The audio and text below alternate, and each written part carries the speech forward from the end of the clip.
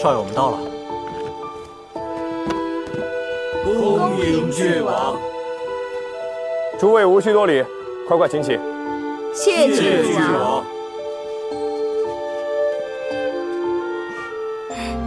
郡王，你可终于来了！我在东平郡等了你很久了。你要是再不来，我可要亲自去戈壁滩上等你了。早知如此，我便再多耽搁2日，和秦武一起在戈壁看看日落，岂不美哉？郡守大人，郡王长途跋涉，怕是累了，不妨让郡王稍作休息，等休息好了，再与大人和众位乡绅相聚，好吗？六姑娘说的是，那下官就先行告退了。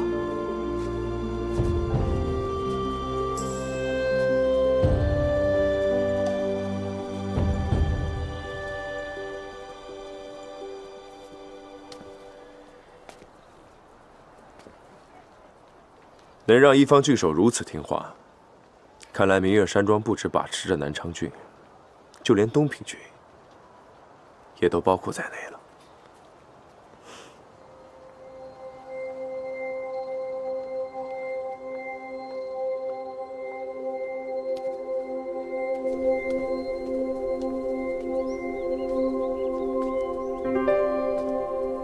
长卿，这府邸你可喜欢？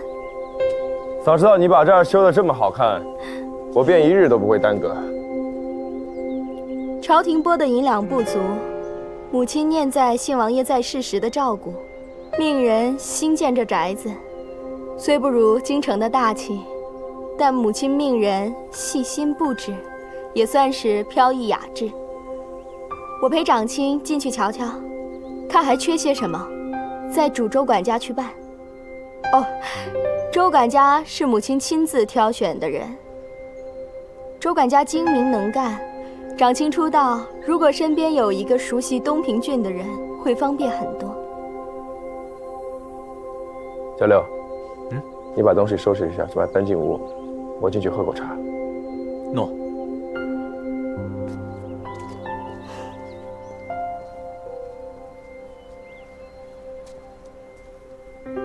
秦武，可否愿意一起？秦武的荣幸。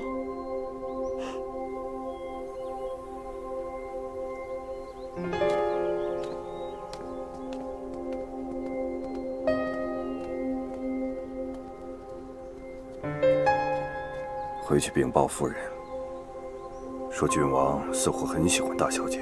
诺。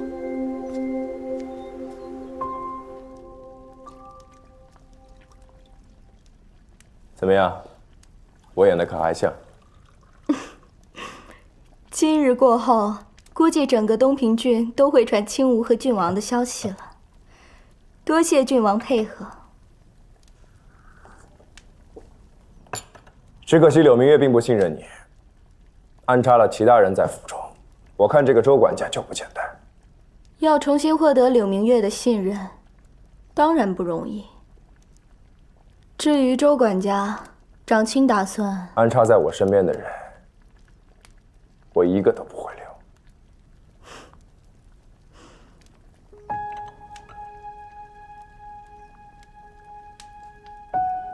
你手怎么了？没什么，长卿。师父想要打探你的消息，趁机安插人来监视你。我原以为你会将计就计，伪装成被贬到西州府的倒霉郡王，明里寻欢作乐，今朝有酒今朝醉，让师父不再防备你，你便可以暗中打探主上的消息。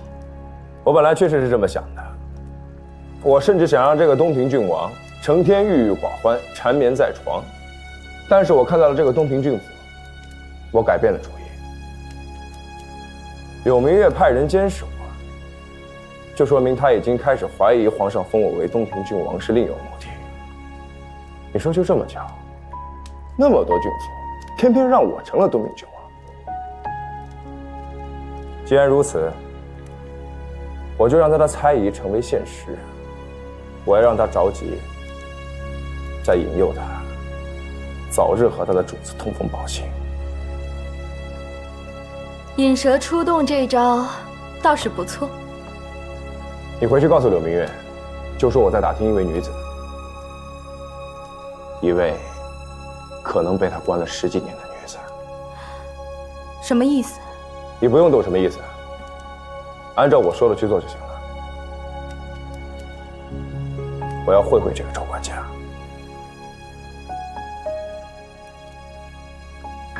长青不肯说，我便不问了。那我先回去了。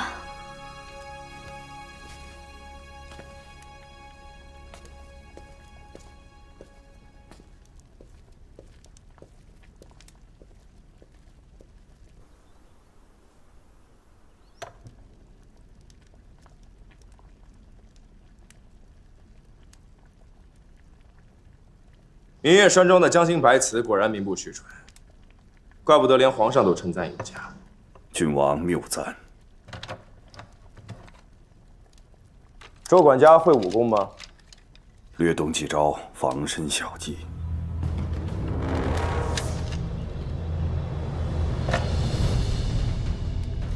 韩烨，去给我试试周管家的身手。诺。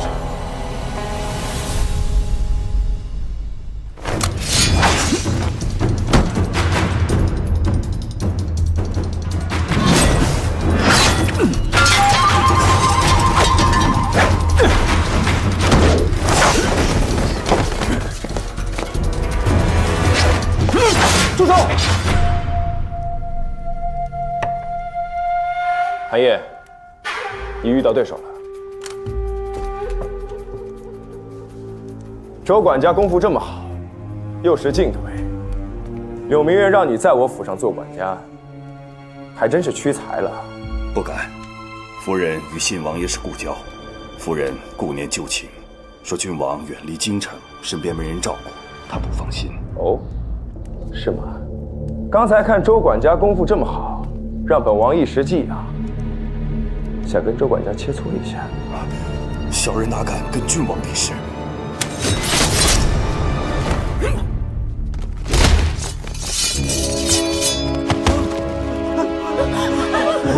敢明目张胆放人在我身边，事事替我做主。我父王在世时都不曾这样。给我回去告诉柳明月，他若是还敢在我身边安排眼线，我见一个杀一个。滚！黑凤，主上一直不是派你跟在少主边上吗？怎么如今有空来我这儿了？有什么事吗？少爷让我过来问问夫人，关于联谊课的事情。联谊课？少主怎么突然对联谊课感兴趣？他惹到少主了？少爷未过门的媳妇儿喜欢联谊课，知道联谊课与明月山庄过手，所以派我过来问问。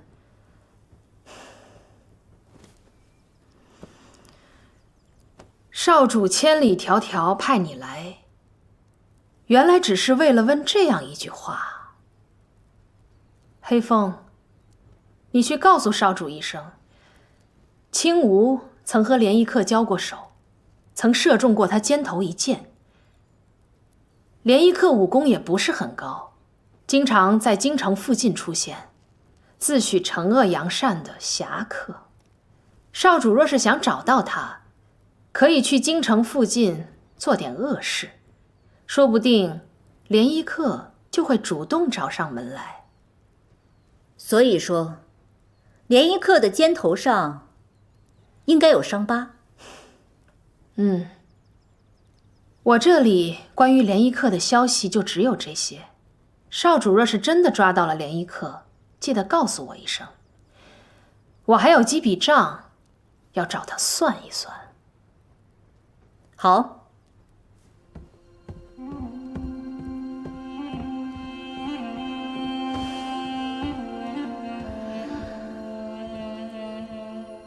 未过门的媳妇，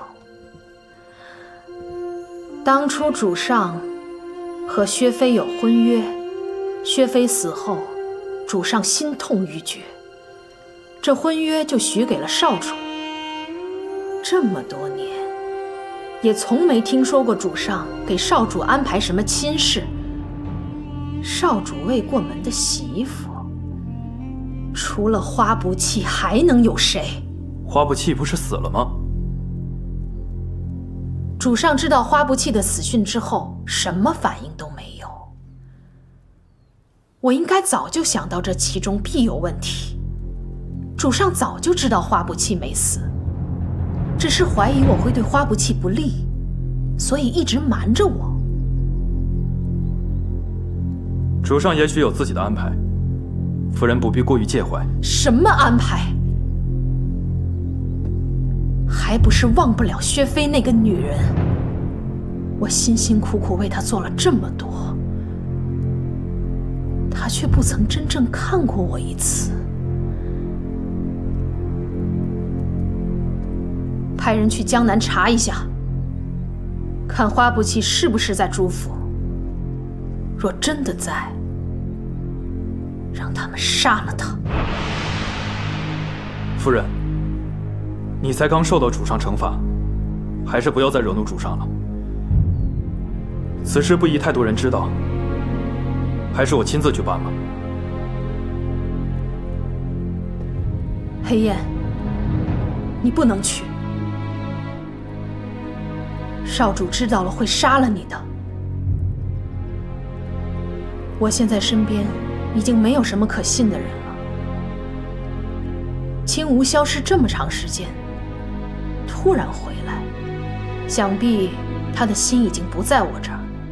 青岩也失踪了这么久，盯着莫府的人迟迟没有消息，恐怕已经是凶多吉少。我身边就只有你了。属下能听见夫人这句话，已经心满意足了。属下知道自己配不上夫人，只能多为夫人多做一些事情。就算为夫人死也甘心。我会为你去除花不弃这个心头大患，不会让你再为此事担心。我担心主上和少主。夫人放心，我会自毁容貌，绝不会让少主和主上知道我的真实身份。不行，你绝不能这么做。如若属下能瞒着主上杀了花不弃，我会重回山庄，保护夫人一生。夫人保重。黑夜，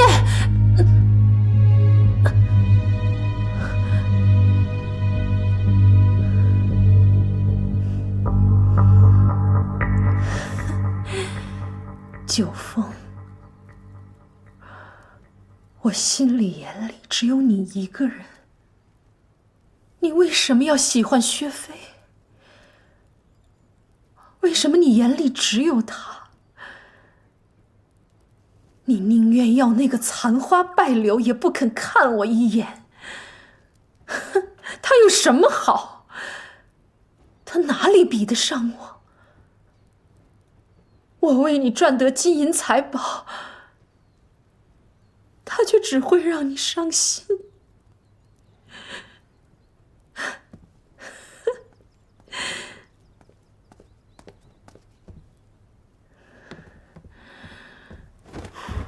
师傅，东平郡王把周管家杀了，咱们派去的人也都逃了回来。杀了？杀了就杀了吧。他不过是想告诉我，他不是一个容易被控制的人，他也不喜欢被人控制。不过，这东平郡王倒是对你不错。青梧，据周管家来报，东平郡王似乎真的很喜欢你。可惜他是郡王，我只是小小的商贾之女。我现在还能相信你吗？师父，何出此言？青梧的心意，师父自然明白。青梧做的一切，都是为了明月山庄好。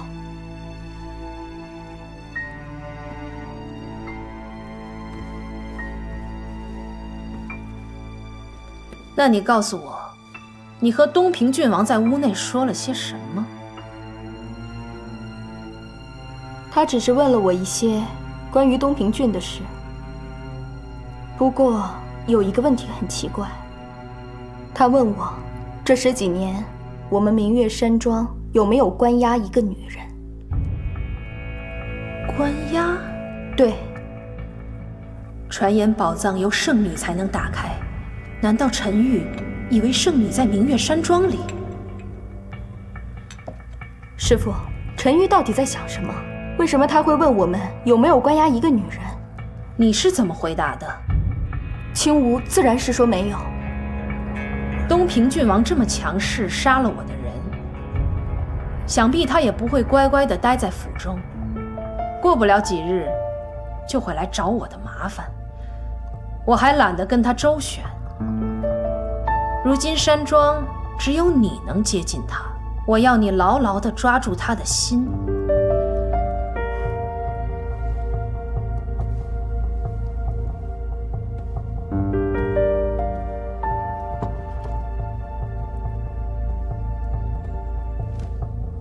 我要你趁他对你毫无防备之时，用这个占了他的人。只要你怀了他的孩子，以东平郡王的为人，绝对不会抛下你不管。到时候，东平郡王做我的女婿，我就可以好好休养了。怎么？真的对他动心了？没有。师父不要笑话青梧了。好了，你下去吧，好好陪你的郡王爷，也好让我早点安心。青梧明白。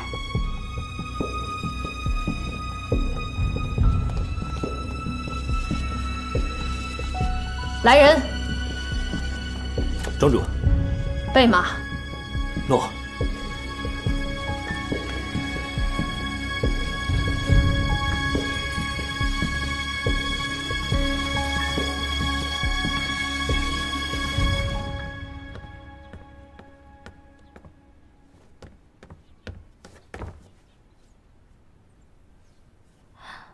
师父出远门了。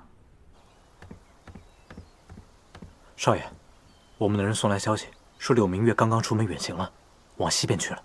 这么快？刘青梧传来消息了吗？还没有。哎，少爷，咱们刚到东平郡，这个柳明月就如此高调远行，倒像是做给咱们看的，跟还是不跟？虚虚实实不用去管，只要是柳明月出来就得跟。你让寒夜带人跟我一起出发。诺。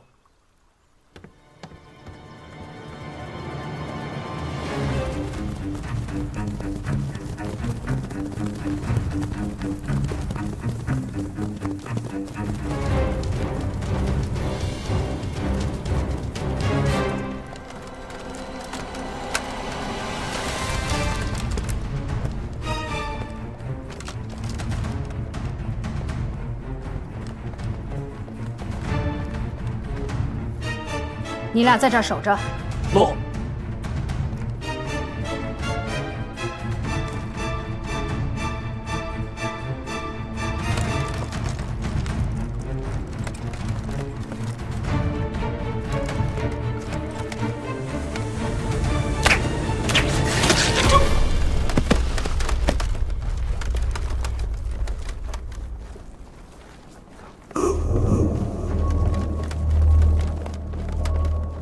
寒夜，带2个人守在洞口，其余的人跟我来。诺。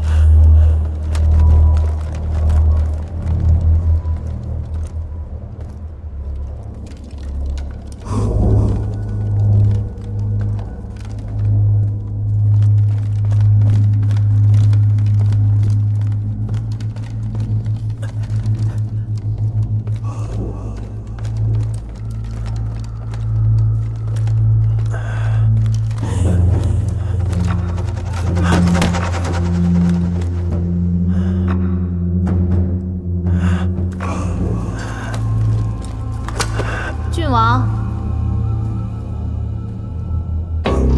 我们又见面了。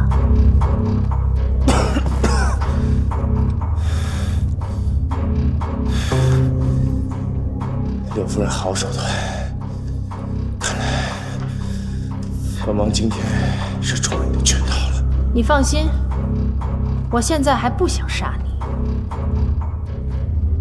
只是让你吸了一些噬骨香，身子发软。再多吸几日，你身上的武功就会尽废，到时候你就是一只没有牙的老虎，翻不起什么波浪。为何不杀了我？你问青梧，明月山庄是否关押着一个女人？不就是想引我去向主上汇报吗？如今我就如你意，带你过去。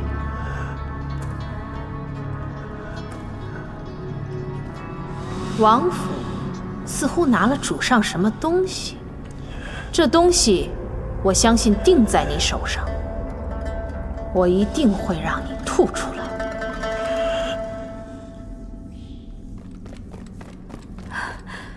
周青，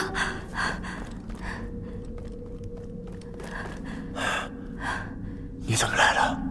这山洞是以前柳明月训练我们的地方，另有密道。你现在救我，你不怕他杀了你啊？你别在这儿多说了，快跟我走吧。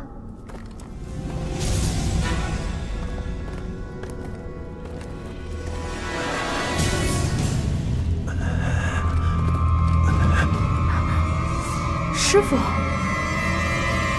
青梧，我就觉得你突然回来有些反常，你竟然联合他背叛我，看来你是不想活了。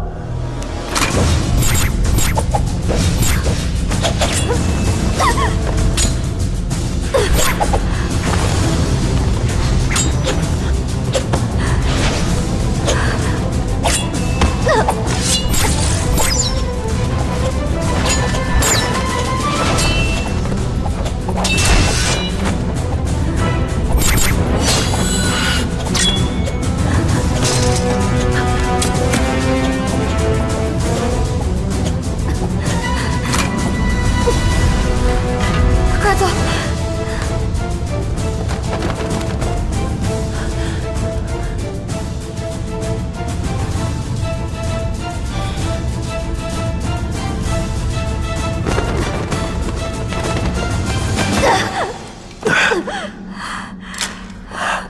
柳姑娘，来，你没事吧？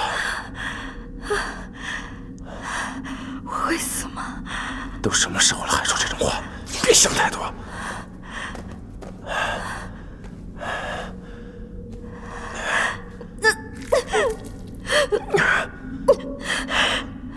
柳姑娘，我现在要立刻替你包扎伤口，可能要脱你的衣服，暂且顾不得男女之别，还请见谅。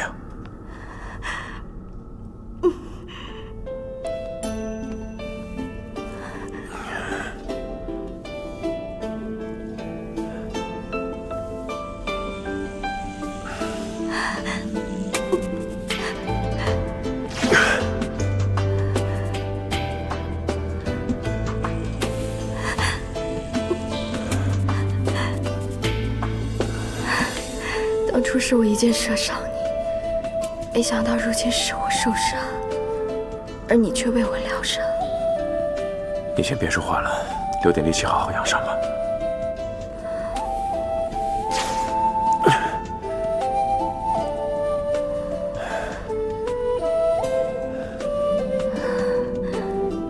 张琪，你觉得我美吗？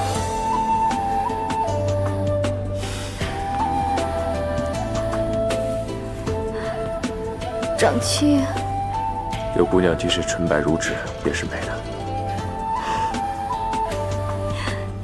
既然你觉得我美，那为何要偏过头去？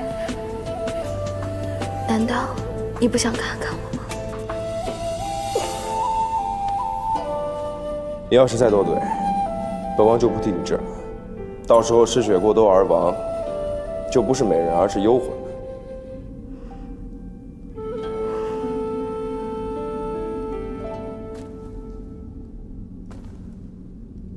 这山洞还有别的出口吗？这里入口便是唯一出口。柳明月没有追过来，那就说明我的人已经进了山洞。只是，他们若想找到这里，可能还需要花上一段时间。原来你没有吸入尸骨香，你怎么会知道这个陷阱？我只是觉得跟得太容易了，以防万一，小心一些罢了。你会不会怪我？如果我不跟来，你就可以达到目的，找到主上了。我怎么可能怪你？我谢你还来不及呢。我没想到你会来救我。柳姑娘，你难道不想要明月山庄了吗？我也不知道自己怎么了。我明明那么想要得到明月山庄，甘心为他受尽苦难。但我刚刚看到柳明月想要对你不利的时候，我的脑海里却出现了长青你。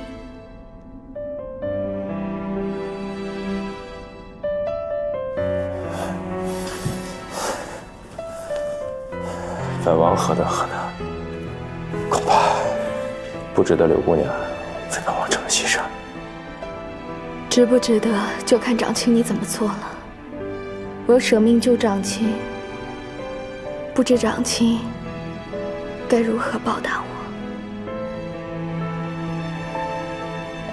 柳明月抓我，是孤注一掷。他现在抓不到我，肯定也不敢回明月山庄。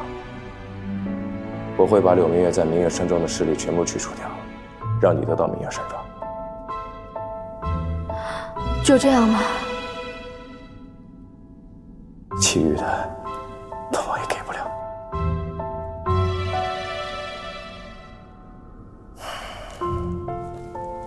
长青，我在东平郡除了明月山庄，也没有其他去处。在我伤好之前，我能不能住在郡王府？我怕其他地方不安全。好，那你暂时先住在我那儿，他们杀不了你。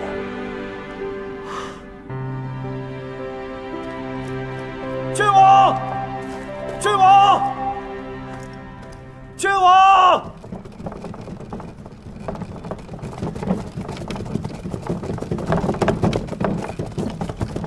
走慢一点，柳姑娘受伤了。郡王，可是为这位姑娘取针？有劳医神爷。你怎么知道？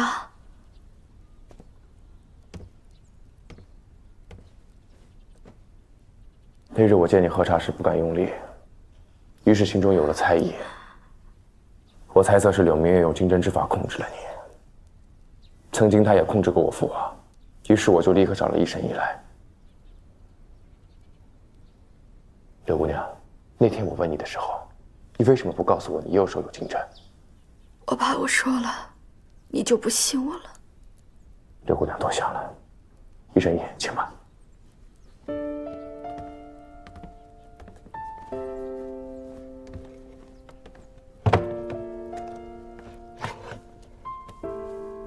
请姑娘抬起手来。我原本以为这金针只有柳明月可解，实在没有办法，我只能断了这胳膊，保全性命。如今没想到还有其他人可解。哎，一个姑娘家的，少条胳膊像什么话？你放心，老夫一定帮你解开，保证不让你留下一点疤痕。现在老夫要把姑娘右臂的金针取出，你可要忍住疼痛啊！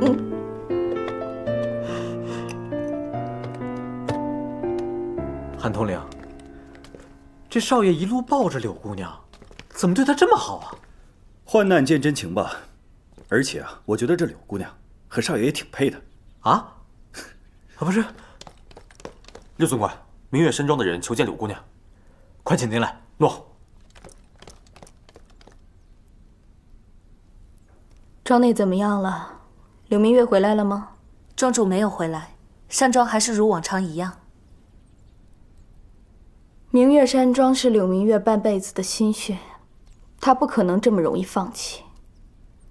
他因为碧螺天的事遭受主上责罚，这次又没有抓住长青，肯定不敢告诉主上。他怕长青报复，短时间内应该不会回来。平儿，你回去伪造一份柳明月的命令，就说他已经命我接管明月山庄。你这么做太冒险了，你在山庄内心腹都没有，柳明月的手下会相信你吗？万一柳明月回来怎么办？还有你的主子，你骗不了他。机不可失，我不会让柳明月回来的。我要尽快掌管所有生意，只要有钱，所有人都会效忠于我。主上找不到柳明月，也只能相信我掌管明月山庄的能力。况且，有长青这位东平郡王在我身边，我有什么好怕的呢？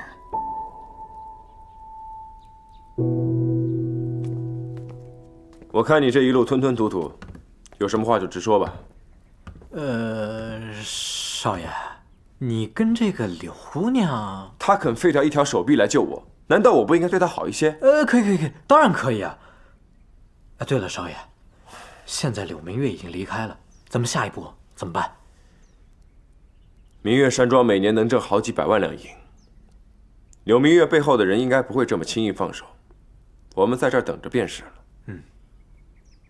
趁等的时间，我们也赚点钱，怎么样？赚钱？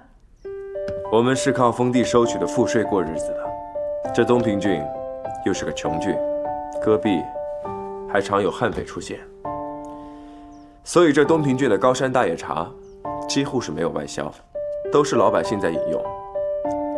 你别看这种在当地便宜的茶，若是卖到江南，可绝不是这个价。如果我们来做这个生意的话，那帮悍匪也不敢打我们的主意，所以这能让老百姓多赚了银子，改善了生活，何乐而不为呢？要卖到江南去的话，咱们就得在江南找人合作呀。你还记得朱府送来的银两和药丸吗？少爷是要和朱府合作吗？你去通知郡守府，让郡守大人配合我，说我要大量采购高山大野茶，然后交给朱府在东平郡的掌柜，再去石城驿站以800里加急写封信给朱府，就说东平郡的高山大野茶开春之前到江南。哦，原来少爷早就和朱府商议好了此事，我这就去办。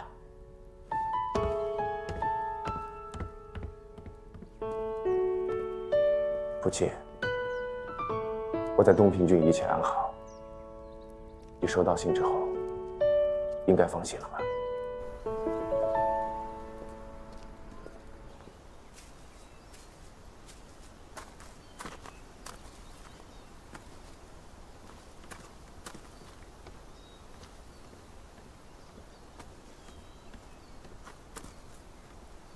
嚯！寿总管，小夏忙着呢。小姐呢？她在房间里琢磨怎么对付东方石的冬季。寿管家找她有事儿，我去通报一下。啊不，我这次来啊，专门找你的。找我？京城守备府的员工司啊，又来找你，在大厅等着呢。哎，这寿叔得给你好好说说，这京城守备呀，可是当朝的2品官员呐，手握着实权呐啊！你说我们朱府要是能攀上这么门亲事的话，也算是无形中加了一道极强的助力呀。况且以你寿叔的眼光啊，这袁公子也算是一表人才，武功也不错。哎，我还没说完呢，你这次不要把袁公子打伤了啊！你听没听见？哎，小夏，你这机关不会死人吧？我说。这个傻子送了这么多东西啊？难道真被我打怕了？已经走了？小夏，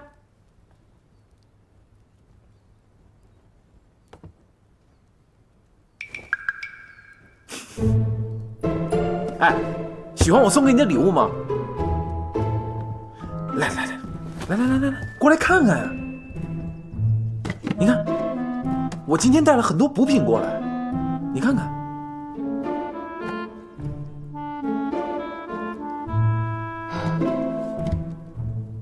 袁公子，我很感激你那天救了我，也感谢你彻夜不眠的照顾我。但我身负保护小姐的重任，恕不能多陪袁公子，也请袁公子不要频繁来朱府了。哎，小夏，我不是让你多休息吗？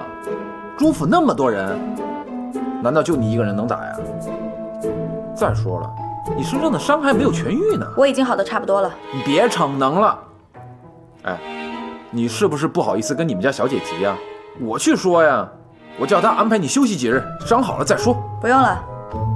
什么不用啊？我现在就去说。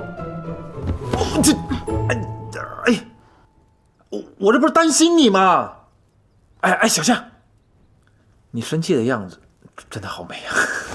哎呦，我一直很好奇，那天是不是你救的我？当然是我了。我跟你说啊，如果我晚来一步的话，东风石那小子就挑断你的手筋脚筋了，你的武功就全废了。但以你的武功，的确，我的武功一般，哎，但我的剑法厉害啊！我的剑法都是跟连一克学的，什么连珠剑啊、多剑齐发呀，我都会。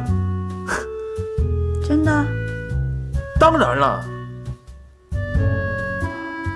我就是一直没有机会在你面前表现而已。哎，小夏，你想不想学呀？我可以教你啊！你要学会的话，你可以更好的保护你们家小姐了。剑法我是想学来保护小姐，那你什么时候有空可以教我？我好让寿总管另安排人护院。择日不如撞日，要不就今天吧，我们去找一个宽敞的地方，我教你射箭。你那么聪明，肯定一学就会。好啊。小夏，你那么聪明，我肯定用心教你。什么三箭齐发，这些都是小意思，我还会10箭齐发呢。江湖上能胜过我人基本上没有了，我没有吹牛，真的。别紧张，你的脚伤很快就会好了。少爷，我查出是谁救的小夏小姐了。谁？就是上次假冒联谊课的袁公子。看来他还真和联谊课有些瓜葛。这几天他和谁有接触吗？他这几天频繁进出朱府，和朱府的人接触比较多。还有一个，就是当朝御史的长子，叫白剑飞。那个算秀才啊？行，把他们俩都给抓过来。有他们俩在手，我就不信联谊课还不出来。这些江湖大侠不都是些很喜欢舍己救人的沽名之辈吗？如果他不来救那个酸秀才和憨小子，还枉成什么大侠？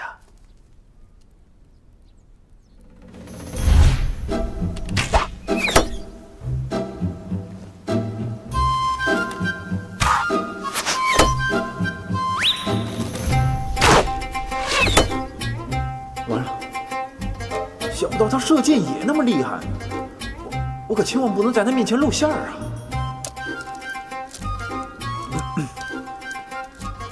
我射的箭虽然准头还可以，但力度和速度都欠缺，尤其是连珠箭一直找不到窍门。袁公子，你能不能示范一遍给我看？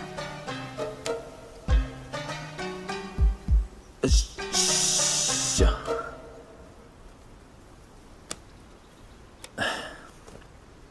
这连珠箭的诀窍啊，速度和力量。你现在呢，先不能用弓练，我们现在先得练习拔箭的速度。速度，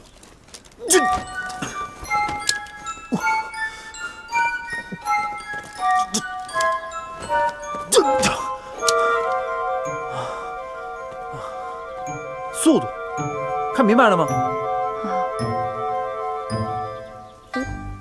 样的速度我也可以。然后呢？然后就是拉弓的时候不能拉满弦儿。那这样射出去的箭岂不是没有力道，也伤不了人啊？即便是连珠，也效果不大。对，你说的没错。所以啊，我们一定要找到一个力量和速度之间的一个点。每个人的力量不一样，所以那个点呢也会不一样。哎，我这么说你能明白吧？这个呀，需要你自己慢慢去领悟。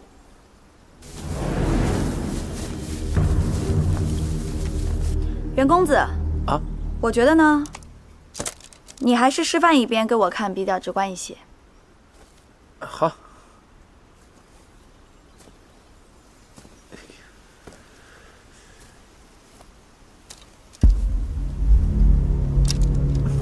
看好啊！我射箭快，速度特别快。哎，远一点，我害怕伤了你。远一点，远一点。看好。